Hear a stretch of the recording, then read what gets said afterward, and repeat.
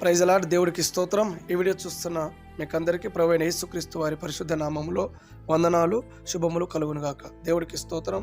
ప్రియ దేవుడి ప్రజలారా, ఈ వీడియో చూస్తున్న మీరు తప్పకుండా మా ఛానల్ని లైక్ చేయండి, అనేకులకు షేర్ చేయండి. ఎవరైనా ఇంతవరకు సబ్స్క్రైబ్ చేసుకుని వారు ఉంటే తప్పకుండా సబ్స్క్రైబ్ చేసి మాకు సపోర్ట్ చేయండి. దేవునికి స్తోత్రం. ప్రియ దేవుడి ప్రజలారా, మా మందిరం పక్కన ఒక ఇల్లు ఉండేది. ఆ ఇంటిలో భార్యాభర్తలు, 2 పిల్లలు ఉండేవారు. వారికి పెళ్ళిళ్ళు అయిపోయాయి. అయితే తన భర్త పేరు విక్రమ్, ఉన్నటువంటి ఆ సహోదరి భార్య పేరు వెంకటమ్మ.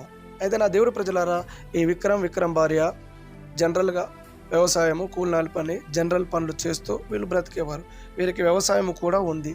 అయితే వీరికి ఎప్పుడు చూసినా ఇంట్లో శాంతి, సమాధానం, నెమ్మది ఉండకపోయేదండి. ఎప్పుడు భార్యకు బాగోలేకుంటే భర్తకి, భర్తకు బాగోలేకుంటే భార్యకు లేదా పిల్లలకి ఎప్పుడు అనారోగ్య పరిస్థితి. ఇంటిలోనే పెద్ద గుడి కట్టి చూశారు, మీరు చూస్తున్నారు, పెద్ద గుడి కట్టి అందులో పెద్ద పుట్ట ఉంటుందండి. ఎప్పుడు పూజలు పునస్కారాలు చేసేవారు. అదే కాదండి, పలాని మాంత్రికుడు బాగు చేస్తాడంటే అక్కడికి వెళ్ళి వేలకు వేలు, లక్షలు ఖర్చు పెట్టేవారు. ఇంటి నిండా పూజలు, ఒంటి నిండా అంతరాలేనండి. మొత్తం అంతరాలు, రకరకాల అంతరాలు. ఎక్కడికెక్కడికో వెళ్ళి కోయ ప్రాంతానికి వెళ్ళి కూడా వీళ్ళు అంతరాలు, పూజలు పునస్కారాలు చేసుకునే వాళ్ళు వెళ్ళేవారు. ఎందుకంటే మేము బాగుండాలి, భార్యాభర్తలం క్షేమంగా, ఆనందంగా ఉండాలి అనుకునేవారు. కానీ ఏ రోజు చూసినా ఎప్పుడు గొడవలు, శాంతి, సమాధానం, నెమ్మది, ఆదరణ లేని పరిస్థితులు అన్నమాట. కుటుంబంలో అశాంతి విలేతాండం చేసేది. ఎప్పుడు వీరి గొడవకు మేము ఎప్పుడు కూడా నిద్రపోయే వాళ్ళం కాదు. భార్యాభర్తలు రోడ్డు మీదకి ఎక్కేవాళ్ళు. ఆ ప్రజలందరికీ తెలిసేది. ఇష్టానుసారంగా బూతులు మాట్లాడేవారు, వ్యర్థమైన మాటలు. ఒకరంటే ఒకరికి, ఇద్దరి మధ్యలో గడ్డి వేస్తే, పచ్చిగడ్డి వేస్తే అది ఎండిపోయేంతగా ఉండేదండి. అంత ఘోరంగా ఉండేది. మనం నోటి మాటల చేత చెప్పలేం. అలా కొట్లాడుకునేవారు. విస్తారమైనటువంటి పగలు, ద్వేషాలు, విస్తారమైన బూతులు. అబ్బో, నా నోటితో నేను చెప్పలేనండి ప్రియ దేవుడి ప్రజలారా. అయితే వీరి కొరకు ఎప్పుడు నేను బాధపడేవాడిని. ఎందుకంటే మా ఇంటి పక్కనే కదా. అయ్యో ప్రభా, వీరిని మార్చండి ప్రభా, అయ్యా వీరి కుటుంబంలో శాంతి, సమాధానం, నెమ్మదిని ఇవ్వండి ప్రభా అని ఎప్పుడు యేసయ్య పాదాల దగ్గర నేను ప్రార్థించేవాడిని. అందరూ దేవుళ్ళు, దేవతలంటే వీరికి ఇష్టమే, కానీ యేసుప్రభు అన్న ప్రార్థనలు అన్న ఇష్టం ఉండకపోయేదండి పాపం. ఎందుకో తెలియదు, కానీ యేసుప్రభు అంటే నచ్చడు, మిగతా వాళ్ళంటే నచ్చేది. అందరికీ పూజలు పునస్కారాలు బాగా చేసేవారు. ఒకరోజు ఏమైందంటే, ఈ సహోదరి ఎప్పుడు నన్ను తమ్ముడు అని పిలుస్తుంది. నేను కూడా అక్క అంటాను. అయితే ఒకరోజు ఏమైందంటే, ఒక ప్రాంతంలో మేము స్వార్థ కూటాలు పెట్టాలి. ఆటో తీసుకొని వారి ఇంటి ముందు నేను వెళ్తున్నప్పుడు వీరి భర్త గారు నా ఆటో ఎదురుగా వచ్చి బామ్మర్ది అంటే పక్క ఊరే కదా, ఇంటి పక్కనే కదా, వరుసలు ఇవన్నీ ఉంటాయి కదా, బామ్మర్ది అంటూ బ్రతిమలాడుతూ ఏడుస్తూ నా ఆటోని ఆపాడు. ఏమైంది బావా, ఎందుకు ఏడుస్తున్నావు ఏంటంటే, బామ్మర్ది మీ అక్క చచ్చిపోయేటట్టుంది, ఆటో వాళ్ళని ఎవరు ఆపినా ఎవరు కూడా ఆటో ఆపట్లేరు, ఆమె పరిస్థితి చూసి ఎవరు కూడా ఆటో ఆపట్లేదు, దయచేసి చచ్చిపోయేటట్టుంది, ఇంట్లో కొట్టుకుంటుంది, ముఖం 36 తీర్ల మారిపోతుంది, దయచేసి మా ప్రాంతం నుండి 1 కిలోమీటర్ ప్రాంతం ఆగముత్కురు అనే ఒక గ్రామం ఉంది, అక్కడ మోషే అనే ఒక డాక్టర్ ఉంటాడు, అక్కడికి వెళ్దాం దయచేసి, ప్లీజ్ బామ్మర్ది ప్లీజ్ అని నన్ను బతిమలాడుతున్నాడు. ఎందుకులే బావా, ఎందుకు అట్లా అంటావు, ఏం కాదులే అక్కకి. సరే, ఇప్పుడు ఎవరైనా మిమ్మల్ని అడిగితే 1 కిలోమీటర్ తీసుకెళ్ళమంటే 2 కిలోమీటర్లు దేవుడు తీసుకెళ్ళమన్నాడు. అతడు చాలా బాధతో తన భార్య చచ్చిపోయే పరిస్థితులలో ఉంటే నన్ను బ్రతిమలాడుతున్నాడు.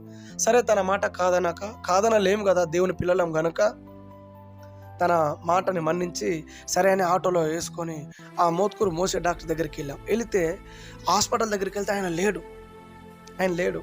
ఆయనకు ఫోన్ చేస్తే ఆయన చెప్పాడు, నేను వచ్చేసరికి రాత్రి 7 అవుద్దని చెప్పాడు. మేము వెళ్ళింది 3:30 ప్రాంతంలో అక్కడికి వెళ్ళాము. రాత్రి 7 అవుద్ది, ఒకవేళ వీలుంటే వస్తాను, లేకుంటే రేపు ఉదయం వస్తాను, అప్పుడు ఇంటికి రండి అని చెప్పాడు. ఆయన చెప్పాడు, బాగానే ఉంది. కానీ ఇక్కడ చూస్తే సహోదరి పరిస్థితి క్లిష్టమైన పరిస్థితి, ప్రాణం పోయే పరిస్థితి, ఊపిరాడని పరిస్థితి, ముఖం 36 తీర్ల మారిపోతుంది. అందులోనే ఏడుస్తూ ఇంకొక డాక్టర్ దగ్గర తీసుకెళ్ళాము, ఆర్ఎంపీ దగ్గర. అక్కడికి వెళితే ఆయన ఎవరికో గ్లూకోజ్ పెట్టడానికి వెళ్ళాను, కాస్త ఒక అర్ధగంట గంట అవుతుందని చెప్పాడు. సరేనని అక్కడికి వెళ్ళాము. ఆ డాక్టర్ వాళ్ళ భార్య ఉంది, ఒక టేబుల్ వేస్తే టేబుల్ మీద పండబెట్టాము. ఆయనకు ఎంత ఫోన్ చేసినా వస్తున్నా, వేరే వాళ్ళకి సీరియస్ ఉంది, వచ్చేంత వరకు ఉండండి, మీరు ఓపిక పట్టండి అని చెప్తున్నాడు. సరే, నేను ఓపిక పడుతున్నాము. ఇక్కడనేమో తన ప్రాణం పోయే పరిస్థితి.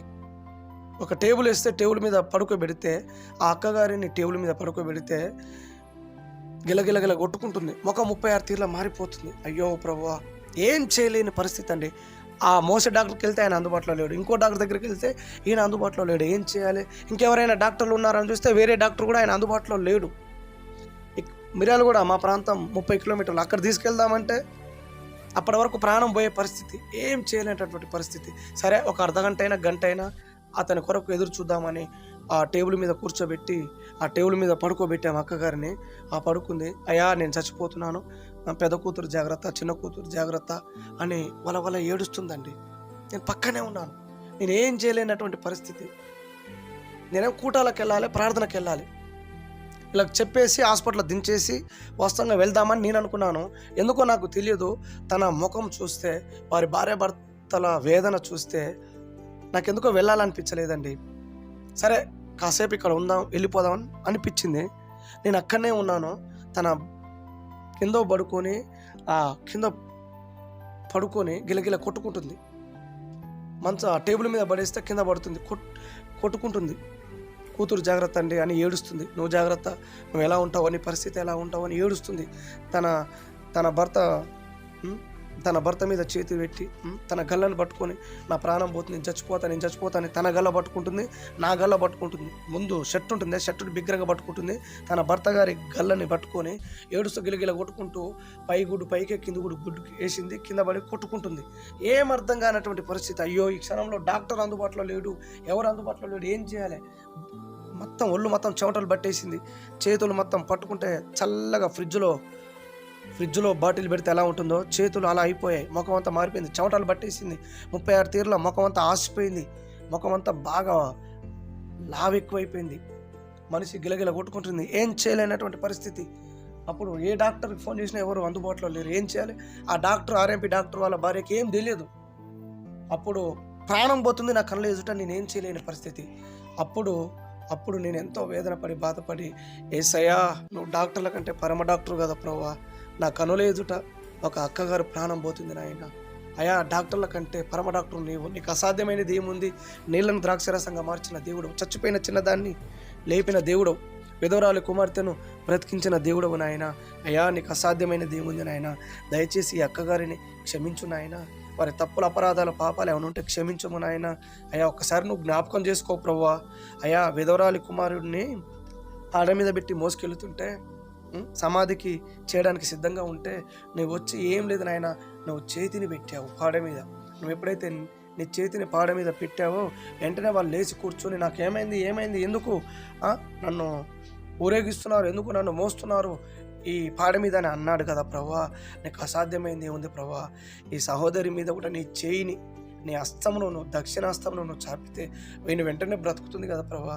అయ్యా దయచేసి నువ్వు ఒకసారి జ్ఞాపకం చేసుకో ప్రభువా అని ఆ ప్రాణం పోతుంది. నేను మనసులో ఇలా ప్రార్థన చేసుకొని, ఎందుకో నాకు తెలియదండి, దేవుని ఆత్మ ప్రేరేపణ చేత, పరిశుద్ధాత్మ ప్రేరేపణ చేత నా చేతిని తీసుకెళ్ళి, ఆల్రెడీ ప్రాణం 90% పోయింది, కింద పడి గిలగిల కొట్టుకుంటుంది, పైగుడ్డు పైకి కిందికే వేసింది.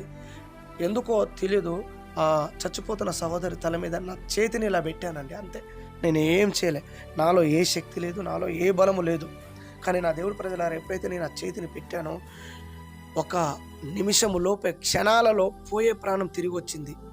పోయిన ప్రాణం తిరిగి వచ్చింది. వెంటనే ఆ సహోదరి లేచి కూర్చొని ఈ తమ్ముడు ఎప్పుడైతే నా మీద చేతిని పెట్టాడో నా ప్రాణం తిరిగి వచ్చింది. ఆ యేసుప్రభువు నా మీద చేతిని పెట్టాడని లేచి కూర్చుంది. బరువెక్కిన ప్రాణం, పోయే ప్రాణం తిరిగి లేచి వచ్చింది. సమస్త మహిమ ఘనత ప్రభావములు యేసుకే చెల్లును గాక. దేవుడికి స్తోత్రం. అప్పటి వరకు కూడా తెలియదు దేవుడి శక్తి నాలో ఉందని, నాకే తెలియదండి. ఇది పోయిన సంవత్సరం జరిగినటువంటి అద్భుతం అండి. మరి ఆ దేవుడి ప్రజలారా లేచి కూర్చుంది. వెంటనే ఎప్పుడైతే తమ్ముడు నా చేతి మీద ప్రార్థన చేశాడో యేసుప్రభువు హస్తమే నా మీదకి వచ్చింది. నేను స్పష్టంగా చూశాను అని చెప్పి లేచి, నాకు ఈ యంత్రాలు వద్దు, ఈ తంత్రాలు వద్దు, ఇన్ని సంవత్సరాలు ఇంట్లో గుడి కట్టాను, పూజలు చేశాను, పునస్కారాలు చేశాను, ఎక్కడికెక్కడికో తిరిగాను, ఎన్నో డబ్బులు ఖర్చు పెట్టామండి, నా ప్రాణం తిరిగి వచ్చిందని లేచి ఆ సహోదరి సంతోషంగా నవ్వుతూ మాట్లాడుతుంటే, తన భర్త విక్రమ్ మామూలుడు కాదు, ఒకప్పుడు పెద్ద రౌడీ. తన పేరు చెప్తేనే ఒక్కొక్కరు భయపడేవారు, తన పేరు చెప్తేనే ఒక్కొక్కరు వణికిపోయేవారు, ఒక్కొక్కరిని ఇష్టానుసారంగా కొట్టేవాడండి. అలాంటిది తను విస్మయం నుండి తన భార్య వైపు, నా వైపు చూస్తున్నాడు. ఇదేంటి ఇంతకాలం మా ఇంటి దగ్గర ప్రార్థన పెడితే మేము ఇష్టానుసారంగా తిట్టాము, బూతులు మాట్లాడాము. కానీ ఏ రోజు కూడా యేసుప్రభు దగ్గరికి మేము వెళ్ళలేదే. యేసుప్రభు దగ్గర మేము ప్రార్థన చేయించుకోలేదే. ఏ ఎంతోమంది మాంత్రికుల దగ్గరికెళ్ళాం. ఎన్నో లక్షలు ఖర్చు పెట్టాం. ఎన్నో పూజలు చేశాం. ఒంటి నిండా అంతరాలేశాం. కానీ నా భార్య బ్రతకలేదే. ఆ!